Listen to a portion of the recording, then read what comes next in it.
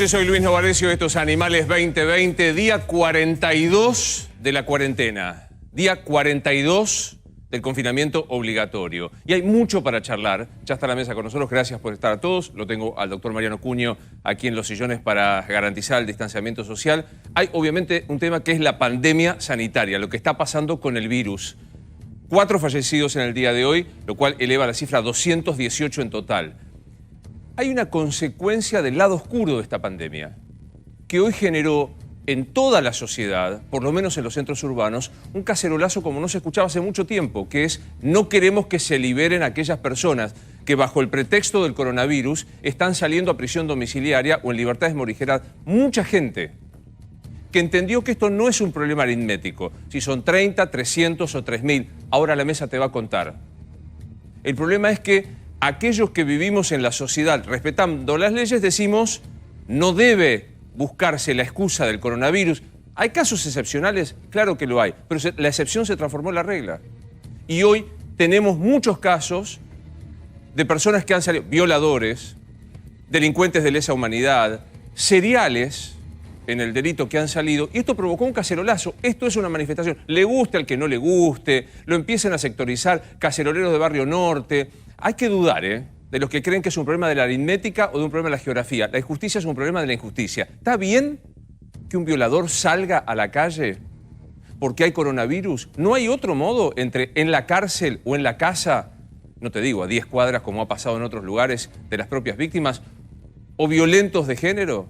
Este es uno de los temas. Vamos a hablar también, por supuesto, de la pandemia económica. ¿Qué pasa? ¿Hay alguna chance? Paraguay decidió un modo de salir de la cuarentena. Suecia eligió otro. Pongo 2 países totalmente distintos. La Argentina, ¿qué modelo está buscando en este tema? Pero quiero meterme con la cuestión de los presos. Hoy habló la ministra Lozardo, la ministra que representa a Alberto Fernández, y dijo: no me gustan los violadores y los asesinos en las calles. Esto piensa el presidente y sostiene lo que dijimos en este programa. El presidente de la Nación es un hombre que sabe de derecho, enseña derecho penal y aparte tiene claro que no está bien. Pero siguen pasando casos que son muy impactantes. Javier, tenemos algunos ejemplos de los tantos que podemos mencionar, sí, ¿no? Elegimos 6 casos muy particulares y que representan un universo muy variado. Si podemos mostrar ahí las fotos, vamos a ver acá casos tenemos que tenés de lesa humanidad a violadores, claro, asesinos. Digo, acá no es un tema ideológico. Perdón, Javi, no, pero para ponerle contenido a la discusión, no que está bien, no que sí sacalos, no que pobre gente. Bueno, ¿sabés qué? Pobre gente, ¿quiénes son? ¿Está bien? Son estos 6 casos que pudimos elegir y que Calvo eligió como muestrario, sí. Mira, por ejemplo, ahí está abajo a la izquierda Raúl Reynoso. Sí, aquí está. Raúl Reynoso es juez federal de Orán. Estaba preso por vínculos con el narcotráfico. Fue condenado a 13 años. Pero claro, es diabético y por el COVID lo dejaron ir para la casa. Diabetes. Sí, por diabético. Diabetes. Ya tenemos uno que es porque cuando chiquito tenía bronquitis. Ahora es un diabético que sale. Sí. Bien. Ex juez federal. Ex juez federal. Bien. Grave condena. Grave condena. Grave No condena. hay, Qué vergüenza. digo, no hay muchos antecedentes de Perdón, jueces federales. Fue una vergüenza el caso este. Bueno, Era el hombre encargado de controlar el narcotráfico en el norte y era como la puerta de ingreso tarifada de la sí, situación, ¿no? obviamente prometió que cuando termine lo de la pandemia va a volver a la cárcel. Todos Sí, sabemos que pero va a ser condenado. así. No, Condenado. seguro que va a cumplir, Luis, Seguramente. por favor. ¿Quién más tenemos? Mira, lo tenemos ahí también a Pedro Olmos, a la izquierda arriba. Sí. Pedro Olmos está condenado por abusador, Abuso sexual. abuso sexual. Lo mandaron a la casa, en el mismo barrio donde vive la abusada, de 13 años. ¿Después podríamos dar los nombres de quienes integran los tribunales que conceden estas libertades anticipadas? Lo buscamos con tranquilidad. Pero digo, el señor que está aquí, arriba a la izquierda, es un abusador sexual al que mandan a la casa, porque no debe tener otro domicilio. No, seguro. Mariano. Perdóname, Pero sí, el de te el de puedo ayudar Reynoso con es esto el porque Tribunal conozco de el Orán. caso. El de Olmos es justamente el caso de Violini. El juez fue Violini. Lo que pasa con Olmos es que fue liberado en la pandemia, pero previa al acordado donde dice no violadores, no asesinos, no delitos de lesa, que no quedó evidentemente tan claro. Olmos fue previo a la acordada y Reynoso, que como decía Javier recién, además había sido un juez muy ponderado en su momento me por acuerdo. el kirchnerismo. Cristina había dicho casi que era uno de los mejores jueces que había y terminó preso justamente por esto que vos decís de manejar el narcotráfico en la provincia. el narcotráfico no está considerado, digamos, dentro de los delitos que no podrían salir. No es tan grave. O sea, para la Cámara de Casación... Violación. No violadores, Sí. no asesinos, Sí. no delincuentes de lesa y no delitos de No, género. el narcotráfico tampoco es tan grave, chicos. ¿Quién no ha traficado un poco, perdón, esto, María, quién no ha traficado un poco cocaína como para que vaya preso y por el COVID lo mandan a la casa? No, y falta otro, que es los delitos que se consideran graves según las convenciones internacionales. Y el narcotráfico, Argentina tiene convenciones internacionales que están obligadas a perseguir y reprimir el narcotráfico. Por lo cual están mal liberados. Sí, Están mal liberados. Y Sí, aparte es Javi. joven, mirá, es vos joven. fijate que, Sí, vos claro. fijate que Olmos tiene 65 años, pero padece hipertensión y osteoporosis. Entonces, mejor Claro. mandarlo a la Pero casa. en los 65 todos tenemos Mandarlo osteopenia. mejor a la casa. Y Violini explicó que está postrado en una cama. Pobre. Pobre. Sigamos Mejor con más. mandándolo a la ¿Quién casa. es? No sé, seguime vos, indicame vos. Carlos Reinhardt. Carlos está. Reinhardt es uno de los que elegimos dos de ese cuadro que está detenido por delitos de lesa humanidad. Fue policía, represor, aplicó picana, tiene 2 condenas en La Pampa, estaba preso en La Pampa, tiene 2 condenas por 20 y 14 años, 34 en total, ponele, vamos a mandarlo a la casa, pues está mayor. En contra de la acordada de la casación. Sí. Se dijo lesa, Sí. no. Y a partir de de la pandemia. Sí. ¿Quién es Diego Arduino? Diego Arduino tiene 30 años, lleva 14 años preso en Mendoza por asesinato. Pero no era que homicidio, abusadores Sí, sexuales... pero viste, hay jueces que no se enteran, viste, no sé, les llega tarde el diario, la acordada, andás a ver. Bien. ¿Viste? Homicidio, ¿viste? prisión domiciliaria. Claro. Jorge Lucero también está condenado por abuso sexual, tiene una pena de 11 años y sin embargo también fue Afuera. enviado a la casa. Sí. Y me queda Lucio ¿Eh? Nas. Todos son prisión domiciliaria. Obvio. No liberan a nadie, no vayamos a creer que los No, liberan. todos Están sabemos- todos en su casa, no salen, no nada. ¿Podemos preparar el video de una tobillera para que veamos cómo es la prisión domiciliaria? Sí. Y te queda Lucio Nas. Lucio Nas, otro caso de lesa humanidad, 22 años de condena, ex de un servicio de inteligencia de la policía, y también lo mandaron a la casa porque está mayor y es población de riesgo. Quiero sumarlo porque está con nosotros para charlar en toda la noche y por razones de distanciamiento lo hacemos a través de videollamada al constitucionalista Daniel Sapsay. Daniel, buenas noches, ¿cómo le va? ¿Qué tal, Luis? Un gusto hablar con usted. ¿Cuánto hace que es abogado? Y en el 74 me recibí. Así que calcule, Son 46 2004, ahí está. ¿Me cuenta qué siente después de casi 50 años de derecho cuando escucha esto que está contando Javier Calvo? Un inmenso dolor, que es lejos del triunfo del derecho, es la destrucción del sistema jurídico. Acá no se ha respetado ninguna de las normas del debido proceso, no se han hecho los mínimos, no se han cuidado los mínimos recaudos que establece la ley para llevar a cabo este tipo de decisiones. Realmente me parece una gravedad extrema, porque pareciera que a quien hay que proteger es al victimario, no se piensa ni en las víctimas de esos delitos, ni en la sociedad en general, Claro. porque estos personajes se han transformado en verdaderos enemigos, están muy asustados. De hecho, ya varios han delinquido rápidamente. Claro. Entonces, ahora yo digo, no es solo el virus del coronavirus, sino que también tenemos el virus de los con supuesta prisión preventiva. Fíjese la prisión preventiva de estos personajes, el caballito, por ejemplo, que volvió a robar y que se jactó cuando lo aprendió la policía, que no había problema, porque al día siguiente lo liberaron. Claro. Ahora, es interesante plantear algo que decía Javier. Se van a su casa con una tobillera. ¿Me contás cómo funciona gráficamente, Nacho, el tema de tobillera? Hemos traído algo para mostrar lo que no tiene que ver con las tobilleras del día de hoy, pero para que uno sepa cómo puede violarse el sistema de tobillera. ¿Me contás cómo funciona y lo vamos a apoyar con este video? Sí, las tobilleras se las ponen a los internos para hacerles un seguimiento cuando están en libertad vigilada de alguna manera. Esta es una tobillera. Esta es una tobillera. Este es un video, obviamente, de archivo, no es actual, en el que un detenido se la saca. No de ahora, es del año pasado. Es del esto, ¿no? año pasado. Fíjate cómo se la saca, con qué facilidad. No le dio con martillo, puso un destornillador en el eje, golpeó un poquitito y se la sacó. ¿Y qué se supone que pasa cuando vos te sacás la tobillera? Los que no lo saben hacer Sí. generan una suerte de alarma en donde se los controla y entonces ahí automáticamente llaman por teléfono. Si no contesta, van directamente, se presentan en el lugar y chequean qué está ocurriendo. La realidad en la práctica, Luis, es que no termina nunca ocurriendo esto. Se la saben sacar muy bien, no termina reportándose y lógicamente nos enteramos de este tipo de acciones cuando el delincuente sale a la calle, comete un delito y ahí lo encuentran sin la tobillera. O sea, primero tenés que encontrar, Mariano, que haya tobilleras, porque no hay parada. No hay tobilleras, no hay botones antipánico. De estructura estamos horribles.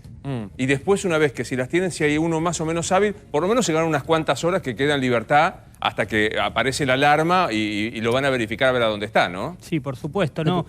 Quienes tienen que hacer, digamos, ir hasta la casa son en su mayoría policías locales. Recordemos Del domicilio. que... Sí, a la casa de esta persona tienen que ir policía local, que generalmente no dan abasto. De hecho, es una gran preocupación que tienen los gobernadores respecto a este tipo de pulseras que les pretenden dar a los presos que vayan a salir. ¿Cómo controlan que se cumpla?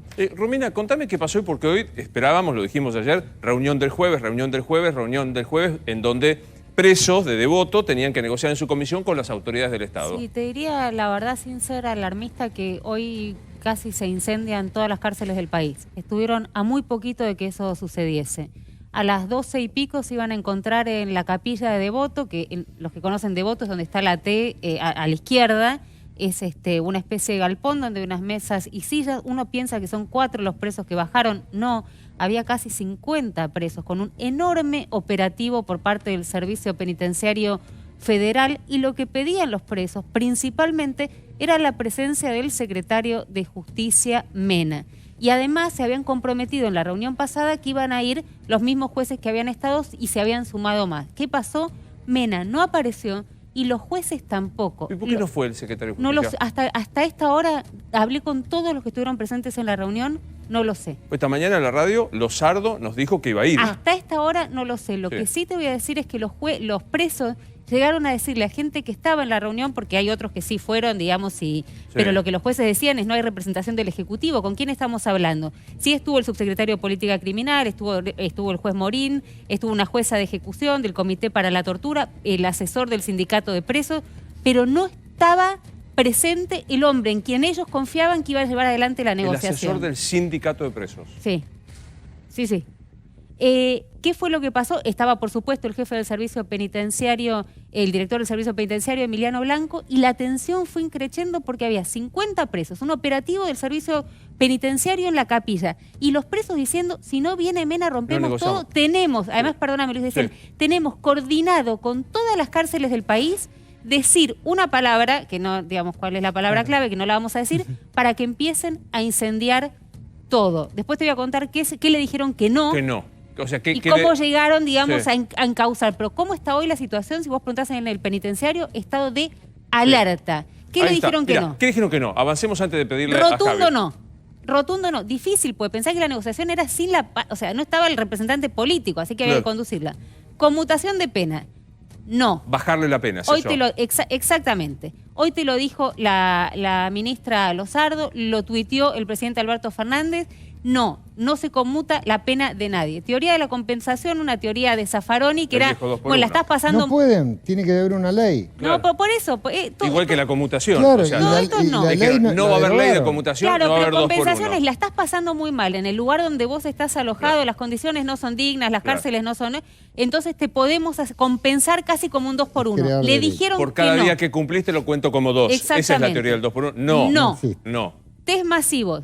Tampoco. Pregunté por qué y dicen que es porque el protocolo de salud indicó que no había lugar. ¿Por qué? Porque si vos haces el test rápido, no tiene sentido porque es para la circulación comunitaria. Y el otro test, vos lo podés hacer hoy. Te puede dar que no tenés coronavirus y hacerlo en 2 días y tener coronavirus. Claro. Entonces, a los asintomáticos. Entonces no tenía sentido los test, se los explicaron. Estas 3 cosas que son importantes. Creo que fue un poco Blanco, digamos, quien condujo esto junto con la gente de, bueno, pero ni siquiera fue un asesor de Mena, eso es lo que llamó mucho la atención. Sí. Los no importantes están ahí. Sí, Javi. Yo la información que tengo es que, ¿quién salió a hablar hoy a la mañana? Lozardo. la jefa de Mena. Sí. Mena no es de Losardo. No. No lo designó como secretario de Justicia Losardo. Yo la información que tengo es que le pidieron a Mena que no fuera. O sea, aclarémoslo para los que no sean. La ministra de Justicia, mujer de muchísima confianza de Del Alberto, presidente. de una imagen, de un vínculo personal Ex muy socia, potente. Ex Exacto. socia. Ex socia. Ex socia del Ex socia, estudio, abrieron estudio juntos. Amiga, Una mujer sí. amiga, Sí. una mujer que sabe de derecho, primero. Sí, que, sabe digamos, mucho, en el tribunal sí. se la respeta un montón. Experiencia. Se la respeta un montón. Mena no, es una llegada política de la coalición de Del gobierno. kirchnerismo. Exactamente, y hasta ahora había tenido una actitud, un rol muy importante. Hoy no fue Mena y habló Losardo. Vos lo que estás queriendo decir es el presidente respalda implícitamente a Marcela La Losardo. señal que se quiso dar hacia afuera y hacia adentro de la coalición, la información que yo tengo, es, Mena, no vayas, vamos a bajarle un poquito el volumen a esto el gobierno quiere despegarse y que no quedar como que está promoviendo un acuerdo en Devoto que quede instalado como que el gobierno cede Luis, ante claro. Lo los que pasa, pedidos Javi, es y que la si no- presión Losardo, de Si los no iba precios. Es Mena, había Alberto más riesgo de que Fernández. se incendiara Ahí vengo. todo. Losardo es- es Alberto Fernández. Y Alberto Fernández dice, este es tema del Poder Judicial. No es tema del Poder Ejecutivo. Está claro. Perdón. Sí, Luis, sí. no es solo Alberto Fernández en esto. Hubo un cambio, evidentemente, lo que bien cuenta Romy. En el medio salieron a hablar, hasta ayer a la tarde iba a ir Mena.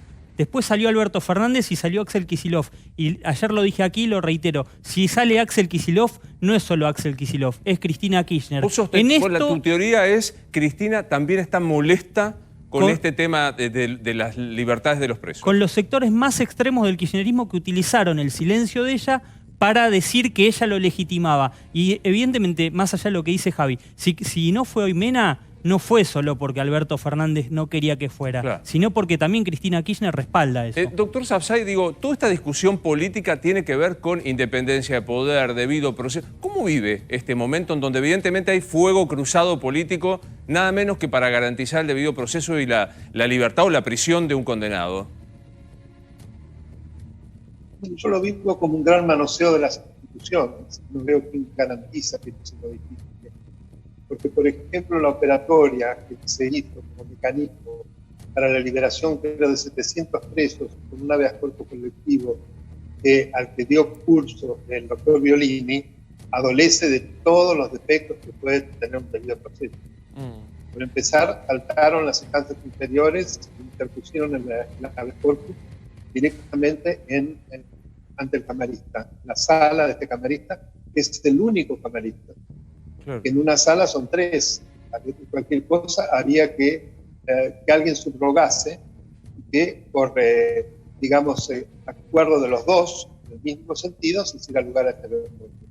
Pero aparte de eso, sí. Para mí un habeas corpus no debe ser utilizado para este tipo de cuestiones, por la sencilla razón de que cada caso debe ser analizado de manera individual, hay que pedir un informe ambiental, hay que constatar claramente si tiene un domicilio, si ese domicilio lo va a contener, Claro. hay que además hablar con la víctima, consultarla, también con el defensor de la víctima. Claro, Es decir, pero déjeme hacer un punto ahí, Ah, déjeme hacer un punto ahí, Doc, porque usted menciona algo de la víctima que Enrique viene sosteniendo hace tiempo, que es, hay una ley que fue promovida por Sergio Massa y un grupo de diputados que es generar la vista, al menos, a los representantes de la víctima antes de producir una liberación. Contame cómo se está viviendo esto. Básicamente, yo, obviamente, la parte legal la contaba Mariano y demás, pero digamos, de la ley esa que tiene que ver con que la víctima sea parte del proceso. Claro. Inclusive, esto es básico. ¿Por qué? Porque parece de sentido común, pero no lo era en alguna medida. Es que la persona que ha sido perjudicada, y de una manera cuando estamos hablando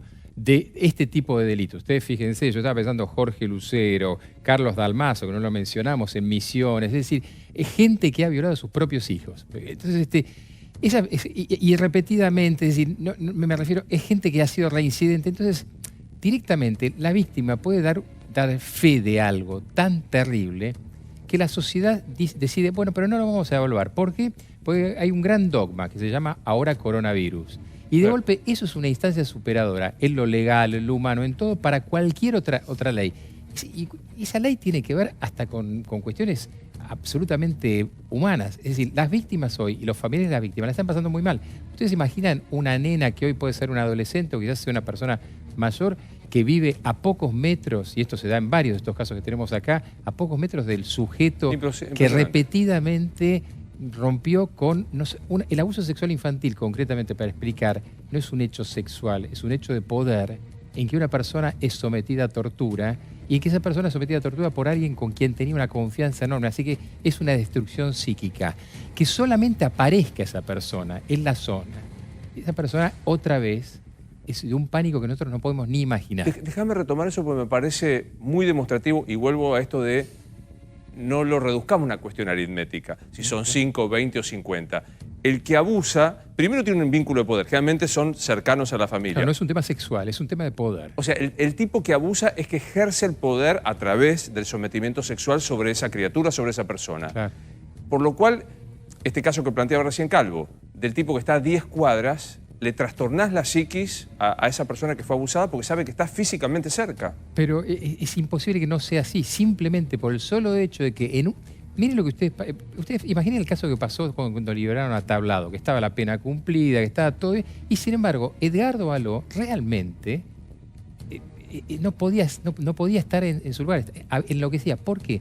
Porque te aparecen todos los fantasmas que vos estuviste ocultando durante tiempo. Ahora, trasládenlo eso al abuso sexual infantil gravemente ultrajante, que todos sabemos qué quiere decir concretamente, que no fue un abuso sexual simple, que no fueron toqueteos y demás, sino que esa nena, ese nene, que hoy son adultos en algunos casos, han tenido toda su vida psíquica trastornada, que la tuvieron que rehacer y que de golpe simplemente vuelve a aparecer el factor detonante. Es una pregunta que me vas a decir, no puedo, tengo que ver cada uno de las circunstancias, pero vos lo sabés y lo estudiaste, Mariano lo sabe porque lo estudió, los chicos porque hace muchísimo tiempo que están trabajando en este tema, los jueces también lo saben.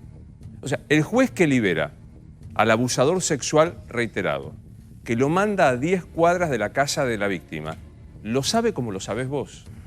¿Qué pasa por la cabeza de ese juez que hace primar más un tecnicismo legal que la angustia que vos estás transmitiendo en este momento? Yo creo que hay algo que se llama, en lo nuestro, en lo penal, entre todo, se llama disociación operativa. Quiere decir, un psiquiatra para tratar a una persona con un cuadro grave, un médico, tiene que separarse en alguna medida emocional. Yo trabajo mucho sobre el trauma psíquico. Tenés que separarte un poco porque si no, no podrías intervenir. Evidentemente un juez tiene que separarse de alguna manera. Ahora, cuando se separa totalmente, es el médico de guardia que ve a un chico sangrando y llorando y el padre y le dice, bueno, señora, espere. Es decir, a veces este distanciamiento, esta disociación te deshumaniza. Y cuando vos perdés el aspecto ese conocimiento pasa a ser un conocimiento teórico y no es vivencial. Si vos no tenés el tema de la vivencia, es como si yo hubiese hecho un curso a distancia de salud mental, de derecho penal. O sea, yo puedo decir que soy abogado constitucionalista. ¿Por qué? Porque sé un par de palabras. Ahora, me escucha el doctor Sapsay, a quien conozco y saludo, y dice, no, mire, un recurso ante la Corte es diferente. Acá esta gente... Me da miedo, o sea, me da miedo que haya un juez disociado, por lo menos. Yo creo que encima hay un trasfondo ideológico, creo. ¿Qué pasa? Hay veces que los jueces no están en la realidad. Claro. Tienen tantas causas, son un número, y a veces no se ponen en el lugar de las personas que están juzgando, no los conocen, ni al autor ni a la víctima, por delegación de tareas. Entonces están fuera de la realidad. Por eso es tan importante, digo, la ley de víctima es tan importante porque al involucrarse la víctima en el proceso, el juez también se tiene que involucrar. ¿Cuántos jueces hasta la ley de la víctima conocían tanto al victimario como a la víctima? Poquísimos. O los familiares. Poquísimos. Sí. Quiero hacerle una pregunta brutal al doctor Cunio Libarona. Brutal. ¿Es solo un tecnicismo legal? ¿Es solo ideológico? ¿Es solo una disociarse de la realidad? ¿O también hay un negocio en algunos casos? No sé qué llamas negocio. Que cobren por dejarte irte a tu casa. No creo que en estos casos. Fíjate que no da el perfil. El tema que dicen del tema sexual es dramático, pero sacá solo eso. Vamos a todo el conglomerado. Tenés casos de personas de violencia de género, que también lo están dejando ahí cerca de la víctima. Tenés casos de gente que lo robaron a mí me robaron, es traumático. Es tremendo. Absolutamente. Es Al que traumático. claro, y tenés yo al tipo pienso ahí, que a los claro. 6 meses salió y que tengo que ir a declarar y estoy muy preocupado de que ande por la calle o por la casa. Hay un montón, en todos los delitos, hoy en el derecho penal de nuestros días, la víctima dejó de ser pura y exclusivamente el imputado. Hoy es la carta magna de la víctima. En consecuencia, tiene un rol trascendental. Si la citan para una probation, ¿cómo no le van a dar juego en una escarcelación? No, ¿Cómo ahora, no los va a ver el juez? Pero aparte hay un planteo muy hay un interesante que desprecio. Mariano, te roban, que al que le han robado, y creo que a todos nos ha pasado acá. Traumático. Y vos sabés que está el tipo a 5 cuadras, Sí. y vos decís, se va a vengar, Sí, me van a ir a... sí. Sí, Sí, Nacho. no voy a discutir con el Doc, porque obviamente él es Doc y yo no, pero sí me parece desde el punto de vista hay un tema ideológico y hay un desprecio muy grande por la víctima por parte de estos jueces. No es que se les traspapela, ellos no es que están deshumanizados, ellos cuando va un preso y les hace una presentación se sensibilizan, dicen, uy, pobrecito, está mal, tiene este problema, sí, la libertad. Y ni siquiera recurren a la víctima. Bueno, yo ahí no puedo pensar que están deshumanizados. Sinceramente eligen qué casos sensibilizarse. Si es un preso, sí. Si es una víctima, no están. sea, vos decís que es vos- una víctima de la sociedad el preso. Vos decís que esos jueces son, no encuentro otro calificativo. O sea, Desprecian a la víctima, Ah, eso Luis. seguro. Bueno, Están tan ideologizados que piensan que las víctimas son quienes tienen que contener a los presos, quienes tienen que hacer el ajuste emocional que no hacen los sí, presos. Gustavo. digo, está claro que la responsabilidad de las domiciliarias es de los jueces. Me parece que de eso no hay Clarísimo, ninguna duda. ninguna duda. Entonces la pregunta casi obligada es, ¿el poder político que puede hacer promover un jury?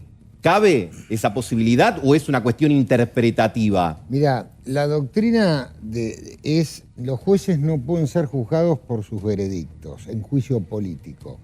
Para eso están las instancias superiores. Acá hay un fiscal y hay un tema que hay que aclarar. El fiscal actúa y hay una cámara que va a revisar todo. Pero espera, yo Vamos te digo a esto, ver. porque si no se pueden jugar por los veredictos. Hay un juez que libera por coronavirus a un tipo que es un violador. El juez puede tener determinada postura. Este es el debate del derecho penal de toda la vida. Una tensión entre derechos individuales, justicia social y seguridad.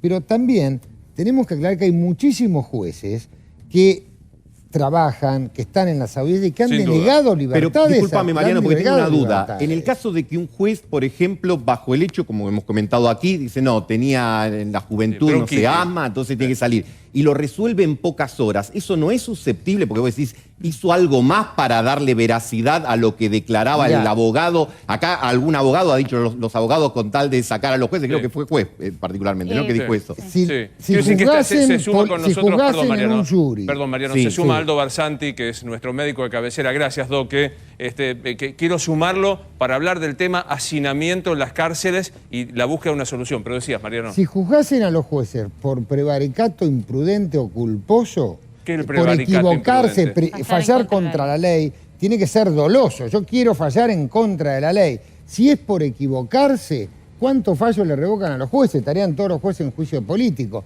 Tiene que haber, como dijo Javi, un negocio, una conducta dolosa de fallar en contra de la ley. El que falla conforme su convicción no es susceptible de juicio Ahora, político. Luis, perdón.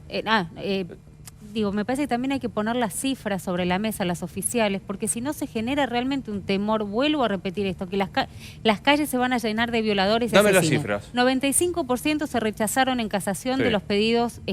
¿Cuántos quedaron liberados? De los pedidos.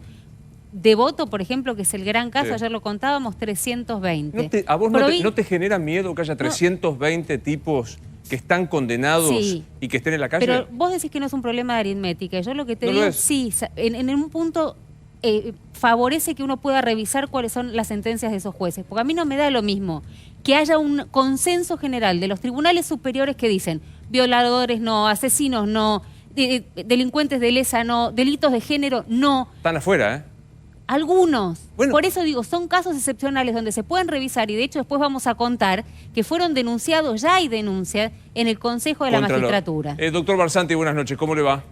Buenas noches, Luis. Bien. ¿Cómo está viviendo este tema de el hacinamiento de las cárceles, que es real? Creo que usted va a coincidir que las malas condiciones edilicias suponen un contacto físico de poco distanciamiento y bueno, frente a esto, sacarlos en prisión domiciliaria.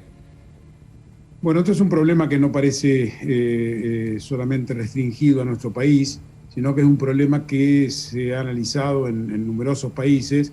Hace poco salió en el Lancet un trabajo sobre la cárcel del condado de Los Ángeles, que tiene nada más que 20.000 internos, planteando el problema de cómo uno maneja la producción de una serie de casos en estos institutos, que son los dos puntos donde uno tiene que fijarse: los geriátricos, que son el caldo de cultivo por hacinamiento, porque entran personas de afuera, etcétera, y las cárceles. Y que estos brotes en estos lugares no van a ser inocuos, sino que van seguramente a trasladarse a la sociedad que los rodea, porque entra gente de servicio, etcétera, que no pertenece al plantel estable de los internos. Pero una pregunta que se me está ocurriendo en este momento, doctor. Hay una cárcel en donde aparece un caso positivo de coronavirus, que lo hay. Sí. Recuérdenme cuál es la cárcel. Devoto 2. Devoto 2. La gente que sale de Devoto, ¿no debería ser testeada y puesta en cuarentena eventualmente? El grupo que estuvo cerca de estos dos presos, pues yo los mando con una tobillera a la casa. ¿Y quién me garantiza que mantienen el aislamiento de por lo menos 14 días? Digo, preso de Devoto que estuvo cerca de los dos que dieron positivo, ¿no deberían ser aislados también? Absolutamente, por eso que esto debería haberse contemplado previamente, porque todos sabemos que va a haber brotes en las cárceles, que va a haber brotes en los geriátricos. Entonces, uno lo que tiene que hacer es preparar de alguna manera alguna infraestructura para que los pacientes que están en riesgo puedan estar aislados de ese hacinamiento que parece inarreglable, pero por lo menos que los grupos de riesgo, y hablo en esto de los hipertensos severos, enfermedad cardiovascular y diabetes. Curiosamente, este virus, escuchaba el otro día en el programa de los asmáticos, de los atópicos, etcétera, no es uno de los grandes factores de riesgo, ni mucho menos. Está, pero muy atrás a estos que le digo. Entonces, uno tiene que ver cuál es el R el R0 famoso de una institución. Si ese R0 es menor de 1, no va a haber un brote. Si es mayor de 1, lo va a haber. Y entonces uno tendría que haber tomado previsiones para organizar esto sin necesidad de externar una cantidad de... Lo entiendo perfecto. Porque digo, esto, por supuesto que hay estadísticas, y lo que se recomienda es cuando el R es mayor de 1, va a haber un brote, y hay que disminuir el 20% de los... Pero hay que pensarlo previamente, como usted dice. Perdón que lo interrumpa, doctor, porque estamos viendo tres tipos de pandemia. La pandemia sanitaria, propiamente dicha, lo que implica para mí el lado oscuro de la pandemia, que es, yo creo y comparto con Javier, no solo hay convencimiento ideológico, hay jueces que liberan por algún otro motivo que alguna vez habrá que desentrañar, aunque la acordada de la casación lo diga, aunque los tratados internacionales, y está la pandemia económica. Digo, me gustaría que la incorporáramos como otro vértice más en un momento muy difícil, día 42 de parate total, Gustavo. Sí, cuando vos proyectás los números de abril, comparados con lo de abril del año pasado, tenés la posibilidad de una caída de 20% de un año respecto de otro, que es la más alta de la historia argentina, más que en cualquier mes del 2001 o del 2002 respecto del 2001 y anterior. O sea, ¿la caída es mayor que 2001? Exactamente. Y veamos otra cosa, la caída de la recaudación del Estado se presume que va a estar en el orden del 30% del Estado Nacional, en los estados provinciales 40 y 50, pero contemplá una cosa, que en realidad los impuestos que se pagan en abril son de los meses de actividad de enero y febrero. O sea que hacia adelante vas a tener todavía más compromiso. Estamos viendo al lado tuyo esta curva que vos estás mostrando. Ese es el cuadro que te muestra la actividad mensual y la caída. Y vos fijate que la caída proyectada para abril es la más profunda. Entonces realmente estamos, no exageramos cuando hablamos de pandemia económica. Es realmente una caída brutal. Entonces mencionábamos lo que el PYME sabe perfectamente. La mayoría no está facturando nada. Entonces desde allí hay un tema de cómo salir. Ejemplo, intendente de la provincia de Buenos Aires del interior.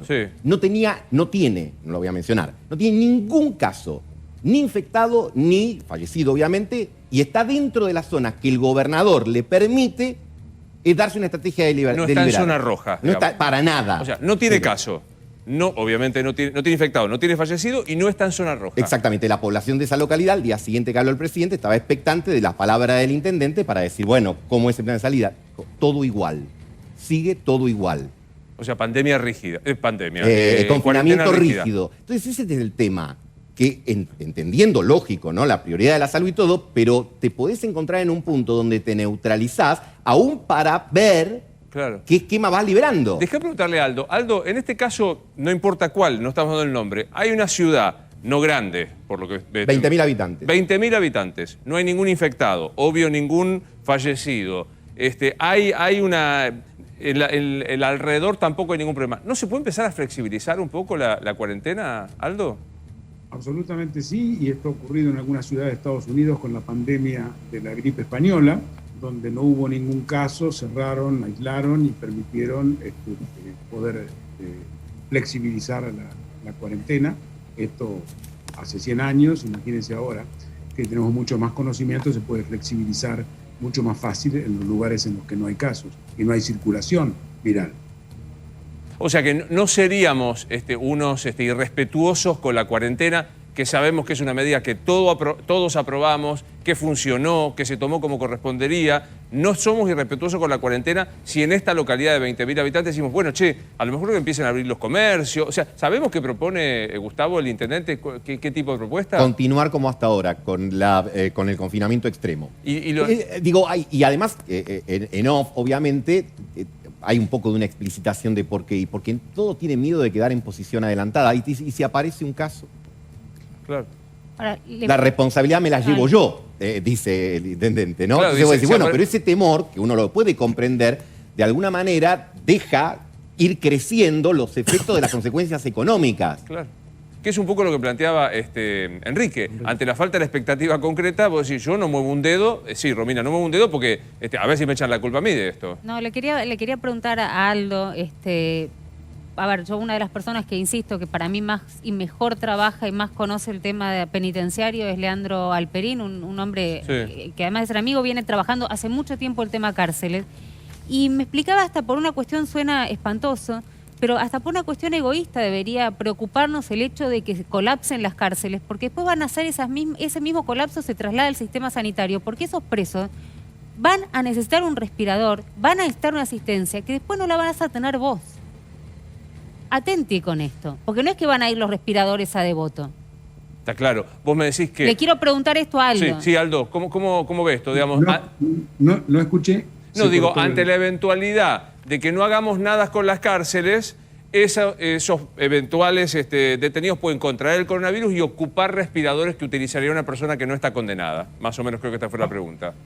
Absolutamente sí, pero lo que debería haberse es previsto antes que esto iba a ocurrir, porque es uno de los focos que uno tiene que tener en cuenta. Entonces lo que tiene que hacer es disminuir el número de internos, alrededor de un 20%, dependiendo del R0 del país, ¿no es cierto? Y disminuir los ingresos un 9% precozmente, y entonces usted va a tratar de disminuir. Cuando el RO es muy alto, es imposible evitar los brotes. No, yo lo introduzco de esta manera. Yo entiendo la buena fe de Alperín y de Romina. Con ese criterio, mandemos a todos a casa. Porque digo, si la opción es todos en Devoto o todos en su casa, me parece que no hay opción. No, pero un médico, Ahora, le pregunto a Aldo, perdón, o a Enrique, digo, un médico el día de mañana, hoy la justicia está más o menos tratando de consensuar que ni los violadores, ni los asesinos, ni los de lesa puedan obtener la domiciliaria, no es la libertad. Pero un médico puede decir, no, a vos no te atiendo porque sos violador, o a vos no te atiendo porque sos asesino. Pero me parece que, quiero escucharlo, Enrique, que el criterio sea el siguiente. Los supermercados,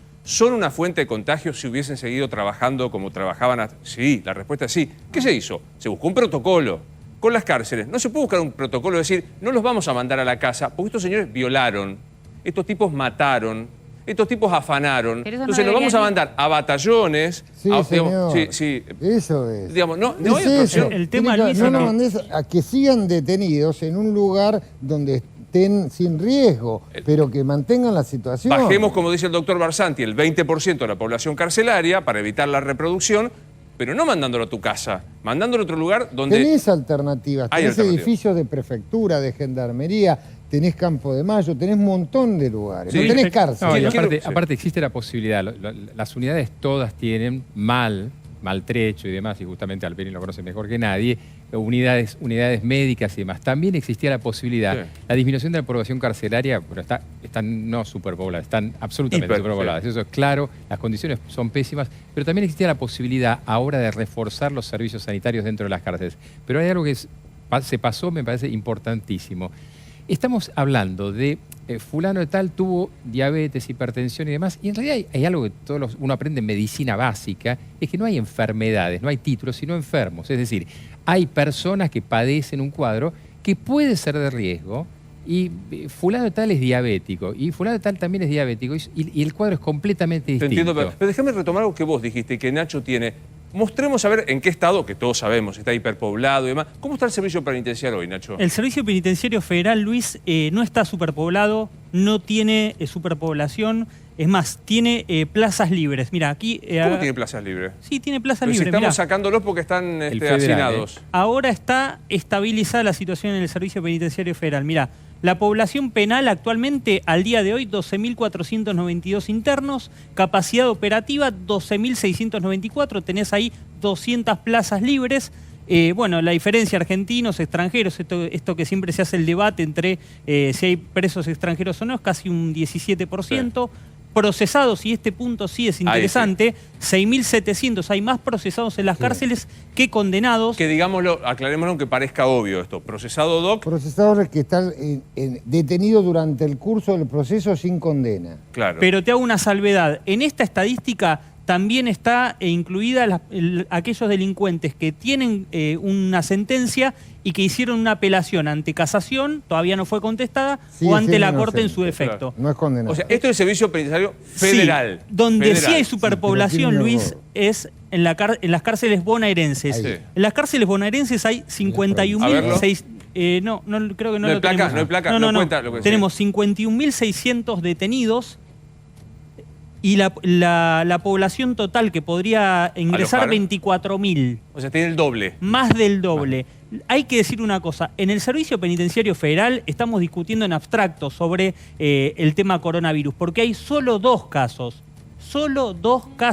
Fue el domingo Carla Bisotti y le llevó tranquilidad a los internos. El problema está en las cárceles bonaerenses, Claro. no en las cárceles federales. No esto es política, Luis, Y no Luis, es un tema sanitario. le agrego El algo. De vuelta. todo esto es política, Sí. Luis. El otro día te mostré la foto de los internos, uno pegado al otro, sacándose la fotito con Claudia Cesaroni, con familiares, con la ¿Quién es asociación de Claudia familiares. Cesaroni? Contale a la Claudia gente. Cesaroni es una especialista, una abogada de mucha trayectoria, con mucho conocimiento, no la vamos a negar, con una fuerte militancia, con ciertos vínculos con el kirchnerismo sólidos. No estoy hablando de digamos, una improvisada, sino que tiene muy buena relación con sectores del kirchnerismo, de derechos humanos, vasta trayectoria, no la vamos a negar, por favor, que no se malinterprete. Era funcionaria, me dicen que habría renunciado, era funcionaria de Quilmes, tengo entendido, Exacto. pero habría renunciado a partir de todo este debate. Es una persona con mucha trayectoria, no estoy desautorizándola, lo que estoy diciendo es, están preocupados por la salud de los presos, van y se sacan una foto con todos los juntos. presos. O sea, no sé si la tenés a mano, le pregunto al director, la foto para que la vea también el doctor Barsanti, pero era casi una foto, uno pegado al lado del otro, de los presos que estaban pidiendo que se les diera distanciamiento social y se sacaban una foto todos juntos. Y con los presos a los que no se les puede llevar la comida, los familiares no pueden ir a verlos, para justamente evitar esto, Luis. Perdón que hice Ahora, el agregado. perdón, le pregunto a Nacho, digamos, hay pocos presos con coronavirus, por suerte. Ahora, Sí, teniendo menos en mal. cuenta, digo, otra vez que tenemos la ventaja del diario del lunes, Siempre, claro. claro. Y que estamos viendo lo que pasó en otros países, por suerte se Claro. puede actuar y va a Bisotti y hay un protocolo para evitar justamente Sí. tomar decisiones, para evitar que pase lo que pasó en Italia, en China, en Rusia, donde tuvieron que liberar a los presos y descomprimir el sistema penitenciario. O sea, Pero, qué suerte que sí, sean ahí está. dos. No sé si usted Sí, lo sí, está por viendo, supuesto. doctor Barsanti, a la foto que estamos viendo. Estos son los presos, 50, que son para presos y representantes, más Sí. o menos, que están pidiendo que se garantice el distanciamiento social y sacan una foto todos juntos. O sea, ¿esta foto es una invitación al contagio? Una invitación al contagio, y vuelvo a preguntar, ¿por qué esto no se previó? Y no, como dice el doctor Cuño Libarona, el doctor de Rosa, ¿por qué no habilitaron dependencias, así como se hicieron en Tecnópolis, para los pacientes que tienen que estar aislados En Campo en un de Mayo. batallón? No sé, no conozco la estructura. ¿Por qué no se previó? Porque que va a haber brotes en los geriátricos y va a haber brotes en la cárcel, es seguro. Sí, porque, digamos, yo sé que es un argumento el que usa bueno. Romina, que no es de ella, es un argumento que da a alguien que estudia el tema cárceles. A mí el argumento de decir, che, saquemos a los presos, porque si no nos van a ocupar un respirador los presos y vos no... No, es como para decir, a ver, a los que no les importan los presos, que en general es el 99,9% de la población y descubrieron la problemática penitenciaria ahora, y lo digo tanto el gobierno de Alberto Fernández como el de Mauricio Macri, como el de Cristina Kirchner, no se hace una cárcel desde el 2004. Y uno se acuerda de los presos cuando salen. En algún momento van a salir porque en la Argentina no hay perpetua y tampoco hay pena de muerte, o sea que en algún momento te los vas a cruzar. Primero el argumento es mejor que te los cruces resocializados. Esto no pasa. No va a pasar. Claramente, esto no pasa. Y te los vas a cruzar igual habiendo sido víctima. Ahora, en este marco de la pandemia, lo que dice es, en este argumento egoísta, digo, para pensar en cómo haces para interesar, digamos, a la población en la problemática, decir, ese preso que hoy te preocupa que vaya a su casa, que no debería ser violador, perdón por la insistencia, pero parece que hay que machacar sobre esto. Yo te insisto que salgan igual, ¿eh? Por más que digan, no son violadores, no se salen. No que salgan, perdón, que tengan domiciliaria. Pero si se enferman 40, 50, 100.000. Esto nos calienta mucho, todos son discusiones de fundamento, no discusiones personales. Nosotros mostramos un cuadro recién donde elegimos de lesa humanidad, abusadores, violadores. Yo me baso en una gran investigación que hizo Leonardo Nieva para Perfil de Hoy y saqué algunos casos para que no sea insistente, pero ahí tenemos un caso en Mar del Plata que es la excarcelación del femicida Héctor Barroso, preso en Batán, que había asesinado a 2 mujeres en 2004. 25 años de prisión. Lo escarcelaron. Pero, perdón, en Mendoza, el caso de Arduino. Ese caso de las prostitutas, ese caso, el famoso caso de las prostitutas, no es un homicidio tampoco simple, tiene un caso de odio particular. ¿Me entendés? En Mendoza, un ex profesor de la Facultad de Ciencias Políticas de la Universidad de Cuyo, Mario Aguirre, sospechado, está detenido, preso, sospechado, procesado por abusar de 6 alumnas.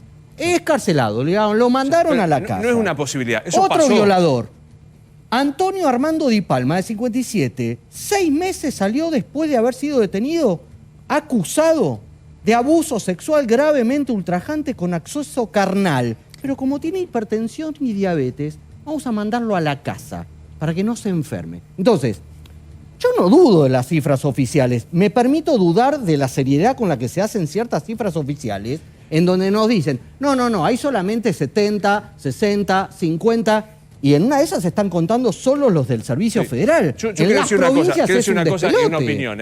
La verdad que a mí me parece muy bien que no nos ocupemos de los presos.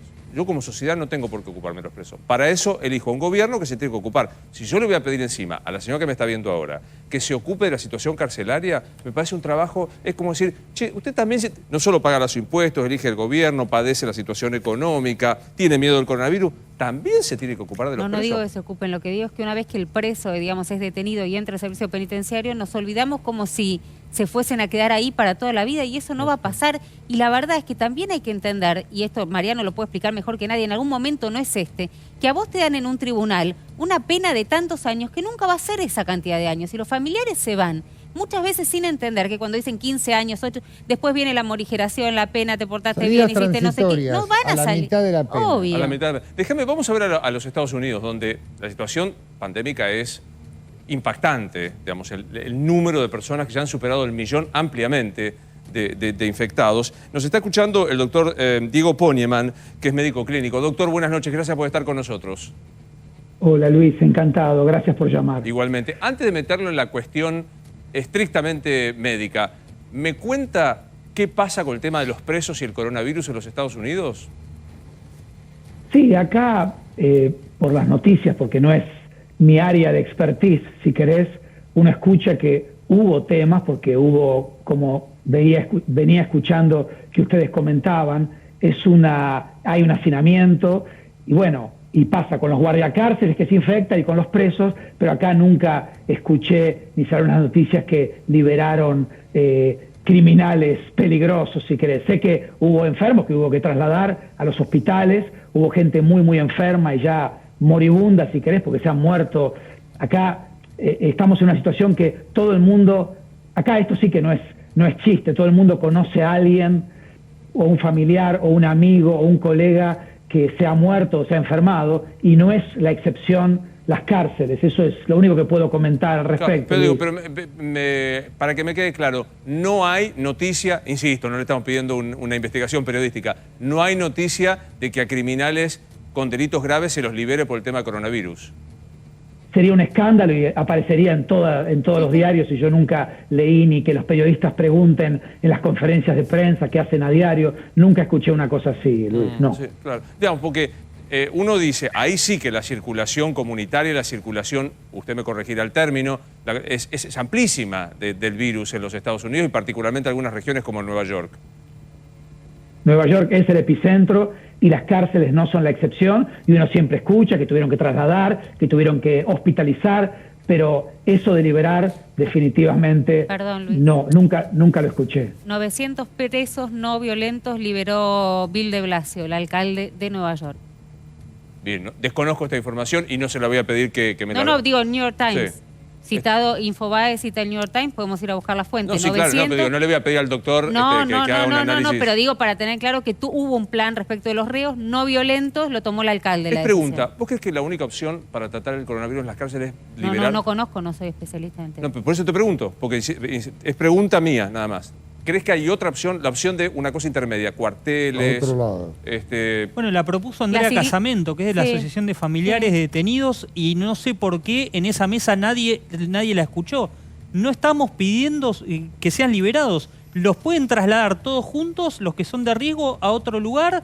Acá Javi el otro día contó que podía ser Magdalena, yo desconozco si es así, pero se puede buscar otro lugar, se traslada a los que son factor de riesgo y dejamos de discutir la iglesia tipo la de iglesia cosas. propuso, hoy contábamos, la iglesia propuso llevarlos a lugares, digamos, vinculados, la que tiene que ver con la pastoral carcelaria, creo que Sares, propuso llevarlos, bueno, también porque tienen, digamos, una visión particular, pero propuso lugares para llevar a los presos. Sí, debe haber una solución.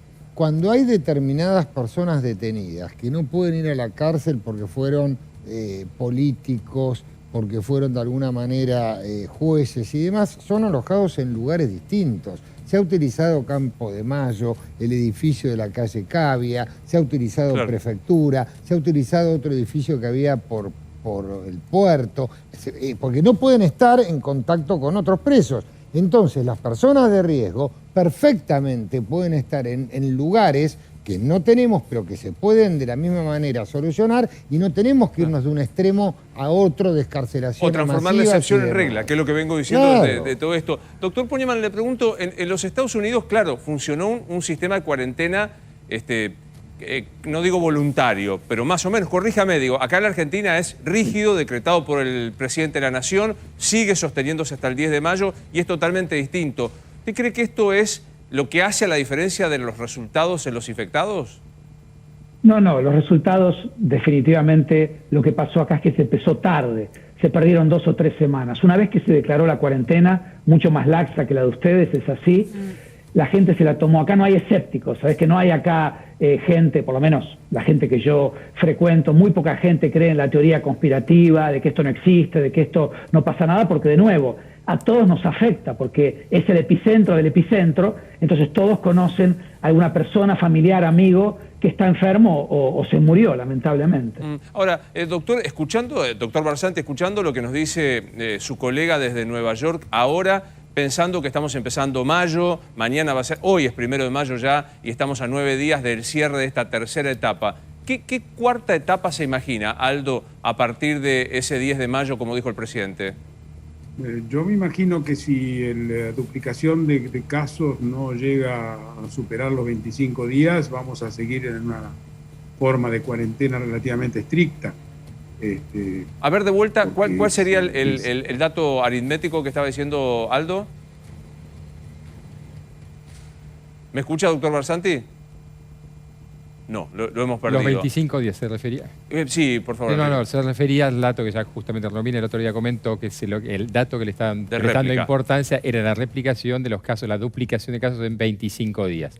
Y si eventualmente ese límite era superado, cambiaba, y si quedaba por debajo de eso, es decir, si los casos se duplicaban en un periodo menor, era considerado como riesgo. Traigámoslo a lo que está pasando hoy. ¿Estamos superando esa cifra que dabas vos los otros días? No sé si lo tenés a mano para hacer... No lo tenemos a mano. La verdad es que no lo sé, no creo que estaban en 17... Habían empezado en 1 3, cada 3 en la primera 11, semana, cada 3 19. días se duplicaban los casos en la primera semana de la cuarentena.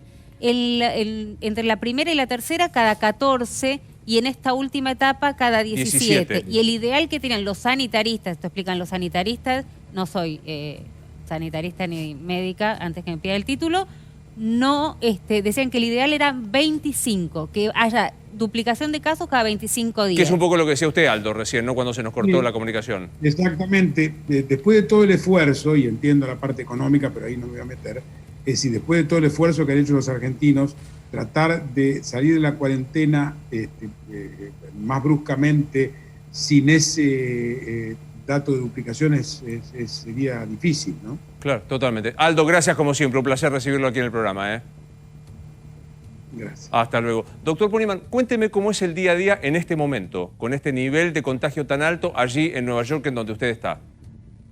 Bueno, te decía, acá digamos, el aislamiento funcionó, por eso ahora la curva está en bajada y eso ya todos coinciden, los organismos y los expertos, que ya la curva, a pesar de eso, ayer hubo 306 muertos, o sea que sigue siendo muy grande la cantidad, pero ya estamos en la parte baja, por eso ya se está empezando a pensar en salir. Vos sabés que se puso, el eslogan es New York o Nueva York está en pausa hasta el 15 de mayo, pero ya después ya están pensando en un plan para empezar despacito a abrir la economía, fundamentalmente. Claro. Bueno, uno de los ejemplos de la apertura, es verdad que tiene una situación geográfica distinta, es Nueva Zelanda. Allí nos está escuchando Alfredo de Márcico. Alfredo, buenas noches, gracias por estar con nosotros. Hola, ¿qué tal? Buenas noches. ¿Nos contás qué pasa en Nueva Zelanda y cómo se retoma la actividad luego del coronavirus? Perdón, no se escuchó bien. ¿Cómo? Te decía que cómo va a funcionar a partir de ahora la economía, la reapertura, el intento de volver a la vida normal en Nueva Zelanda. ¿Cómo es? Bueno, el martes, o sea, hace un par de días nada más, pasamos de nivel 4, que sería el nivel máximo de cuarentena, a nivel 3. La gente salió a comprar, había colas para McDonald's increíbles, hacían estragos en el tráfico. Y como dijo la primera ministra, lo que se ganó fue la batalla, la primera batalla, pero ahora sigue y no... Digamos que la primera vez que habló al país después de que pasamos a nivel 3, que es un poco una cuarentena más relajada, bueno, es como, ella es como habla como una madre, ¿no? Muy maternal. En medio los retó a todos porque la gente salió un poco despavorida después de un mes de cuarentena o lockdown, que le llaman acá, de nivel 4. Y bueno, hoy salí, se ve más movimiento en las calles, respetando en general, los 2 metros de distancia. Fui a hacer unas compras, se ven más autos en las calles, la gente ya empezó a ir a trabajar. Obviamente los lugares de trabajo tienen que hacer todo lo necesario para guardar esa distancia entre los trabajadores. Pero digo... y como dijo también la ministra, lo que se abrió un poco con el nivel 3 de ahora es la economía. Abrieron muchos negocios, especialmente de restaurantes, no al público, pero hacen el takeaway, o sea, Claro.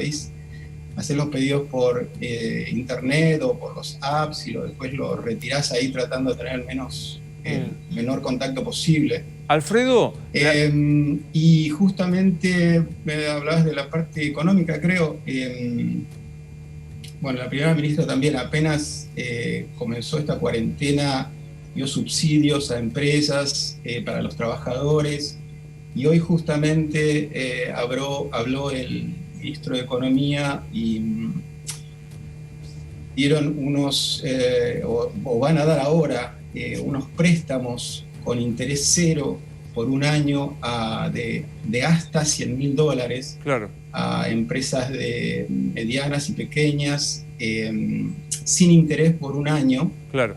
o con el 3% de interés hasta 5 años. Bien. Alfredo, ¿vos me escuchás Así a mí? que, poco a poco se va normalizando. Dicen que en 2 semanas van a ver si pasan al nivel 2, o sea, Bien. que sería con las más flexibles, ¿no? Pero por ahora, gracias a Dios, va todo encaminado. Bien. Bueno, enhorabuena. Queríamos conocer un poco la experiencia neozelandesa con esta salida del coronavirus. Muchas gracias a vos, Alfredo. Lo estoy sumando a Gustavo Segre, que está en el Brasil, para ver estas experiencias. Nos veíamos los de Nueva York con el golpe fenomenal de los infectados, veíamos Nueva Zelanda. Javi nos va a contar ahora qué pasa en el Paraguay, aquí bien cercano. Gustavo, buenas noches, ¿cómo estás vos?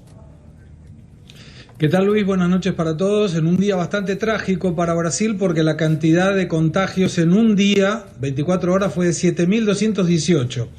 Brasil llegó a 85.380 casos y la cantidad de muertos 5.901 con un incremento diario de 435.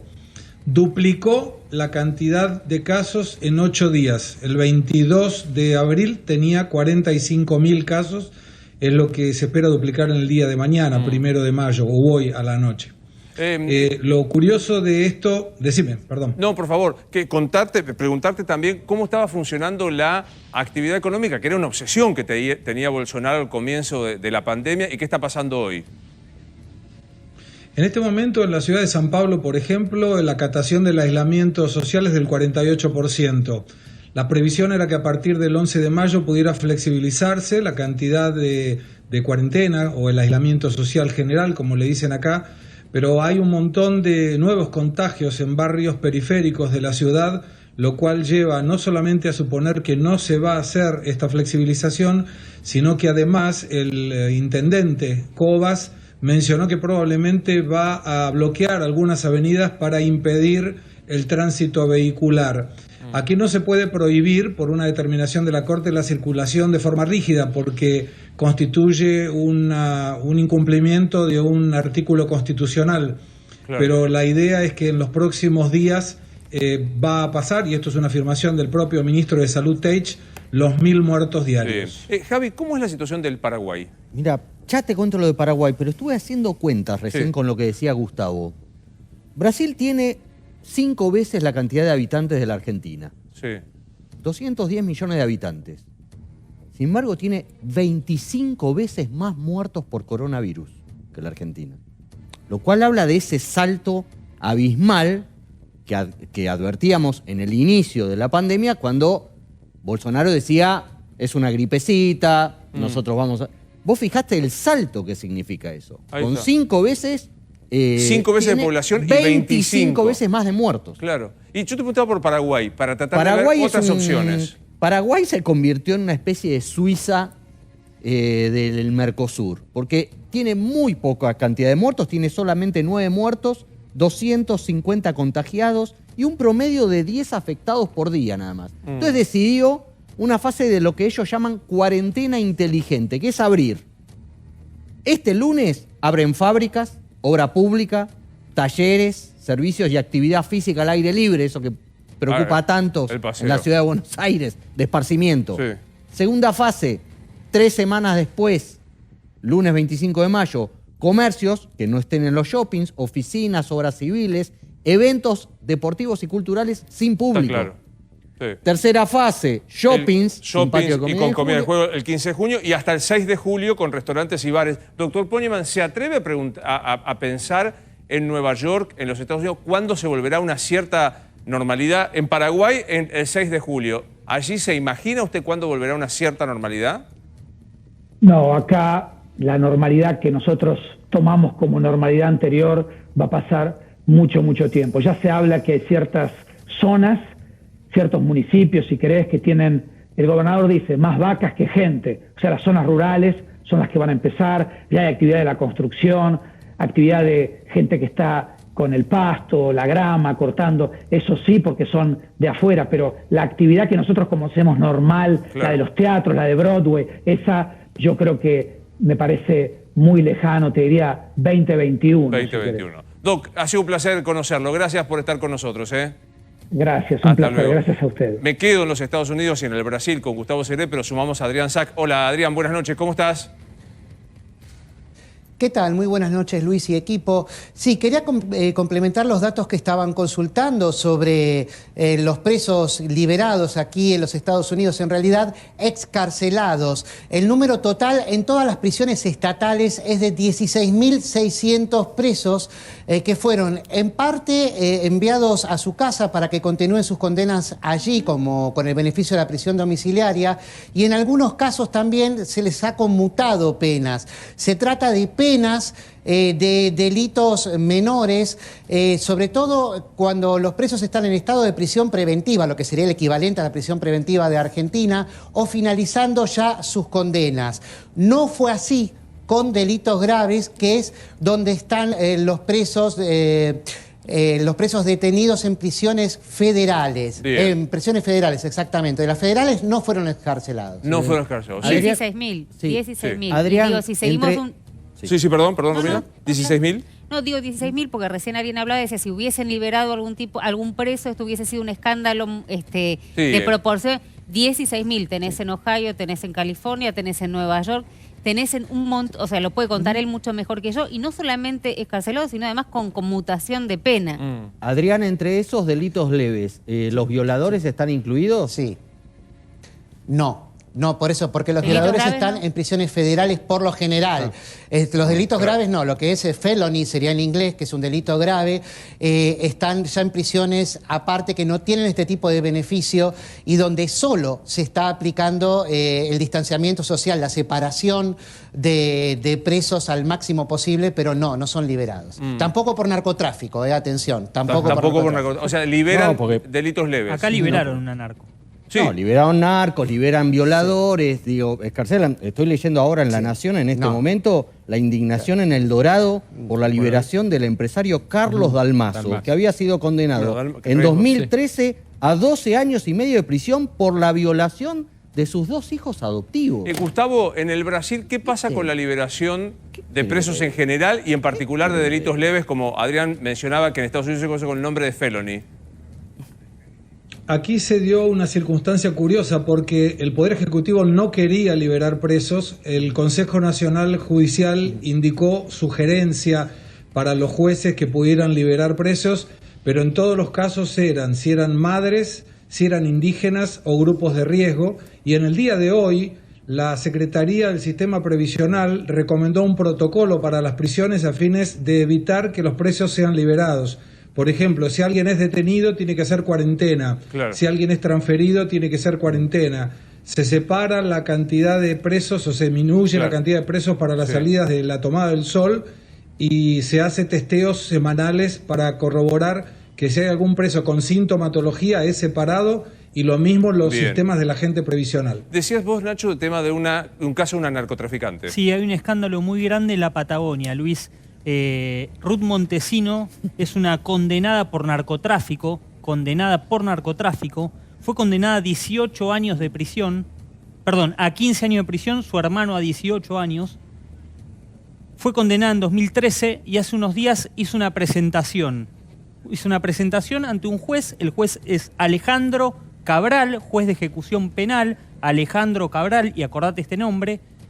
Alejandro Cabral le rechaza la presentación, ella pidió la prisión domiciliaria, se la rechazó, pero al día siguiente hizo una nueva presentación, Ruth Montesino, exactamente, a través de un habeas corpus, tal vez acá Junio nos puede orientar si está bien hecho el pedido, y fíjate qué responde Alejandro Cabral, el mismo juez, un día después. Advierto que al dictar la resolución antedicha no he tenido en cuenta que la nombrada Montesino, la narco, se podría considerar incluida dentro de los grupos de riesgo ante el coronavirus, según la resolución, etcétera, etcétera. Por hipertensión. Ella aduce hipertensión, lo había expuesto el día anterior, el juez decide que no, y al día siguiente el mismo juez dice, no, me olvidé, no lo tuve en cuenta. Sí, ahí decía, insuficiencia cardíaca, valvulopativa y cosa congénita. No, tiene hipertensión nomás. Eso es lo que dice la recomendación. La recomendación es, bueno, y fíjate, la manda a la casa sin tobillera. No cumplió ni más de la mitad de la pena, la manda a una narcotraficante que, según los colegas del sur, que la han investigado el caso, tiene vínculos con el cártel de Sinaloa. Esto está en todos los medios de la Patagonia, por eso ha generado un revuelo muy grande. y la manda a la casa, a una condenada por narcotráfico. Perdón, y te doy un agregado más. Es tribunal oral federal, con lo cual tiene que cumplir las directivas de la casación, Bueno, que no autorizan sí. esto. Les cuento que está pedido, supongo que no se va a resolver. El padre Grassi pidió ser liberado por riesgo de coronavirus. El padre Julio César Grassi, condenado y demás. Esperemos que el tribunal que tenga que resolverlo no haga lugar. Él y Calvo tienen 2 últimos momentos, enseguida lo vamos a hacer. 3 últimos momentos, Mangel, Calvo y el señor Ortelli tienen último momento político de las cárceles. ¿De qué cosa? La primera denuncia que se hace contra jueces que liberaron a un violador. Primero de los anticipos, después de la pausa. Bueno, el equipo de Sergio Massa en el Congreso está evaluando en estos momentos presentar en el jury de enjuiciamiento para jueces de Bahía Blanca, Lomas, San Isidro y San Martín. Y me dicen que sospechan algo que vos planteaste, Luis, que hubo dinero en muchos de estos jueces. Mangel tiene que ver con esto. Tiene que ver con esto. Ya existe la primera, y no sé si tenemos la imagen, pero de las presentaciones que se hicieron en el Consejo de la Magistratura contra 3 jueces del Tribunal Oral Federal número 5 de San Martín. ¿Por qué? Porque liberaron a un violador en el marco del COVID, pero además algo que dicen dentro del fallo que es importante es que la jueza dice que entiende, digamos, que cometió un delito aberrante, pero sin desatender el lamentable grave delito y la naturaleza de lo que cometió, a mi humilde entender, no justifica que yo lo tenga preso por COVID. O sea que violó. Al humilde entender de la jueza. No, la jueza dice, podría volver a cometer el delito, pues es un delito aberrante. Pero ni siquiera esa hipótesis me hace dejarlo detenido frente al riesgo de obtener COVID. Jury. Este es el argumento. Bien, bueno, le están pidiendo eso. Ayer echaron a Alejandro Banoli del ANSES, ¿correcto? A esta Cámara. Ok. Lo echaron ayer. Hoy ya le dieron trabajo. Porque estamos combatiendo la desocupación. Alejandro Banoli va a ser el nuevo superintendente de riesgos de trabajo de la Nación. Se ve que no trabajó tan mal en la ANSES como para que ahora le den otro puesto muy importante en el gobierno nacional. Asume María Fernanda Raberta, ANSES. Hoy no tuvimos tiempo de contar quién es. Lo hacemos en el próximo bloque. Tengo periodísticamente la posibilidad de conocerla y quiero darte mi opinión sobre la nueva titular del ANSES tras la pausa. ¿Quién es María Fernanda Raberta, la nueva titular del ANSES? Lo digo yo de movida. ¿La conocés vos más que nosotros? La entrevisté, simplemente como entrevistado, me pareció una mujer de enorme conocimiento político, de gran trayectoria en la cuestión social. Me parece que va a estar frente del ANSES alguien que sabe, con una historia personal que no viene al caso, que la verdad que si la resiliencia hay que explicarla pedagógicamente, es el caso de Raberta. Me parece que una buena, primero que es una mujer, me gusta que esté frente al ANSES, y segundo que tenga esta trayectoria. Muy laburadora. Muy laburadora, estaba en provincia de Buenos Aires trabajando en el área social, muy fuerte. Fue candidata a intendenta de Mar del Plata. Perdió con Montenegro, Perdió con Montenegro. Una gran incorporación al staff del gobierno nacional. Finalmente se hizo justicia con el doctor Mariano Cuño Libarona y está en el sillón de las personas importantes. Gracias. Un placer darlo, profesor. Muchas gracias. Estos Animales 2020, soy Luis Novarecio, buenas noches.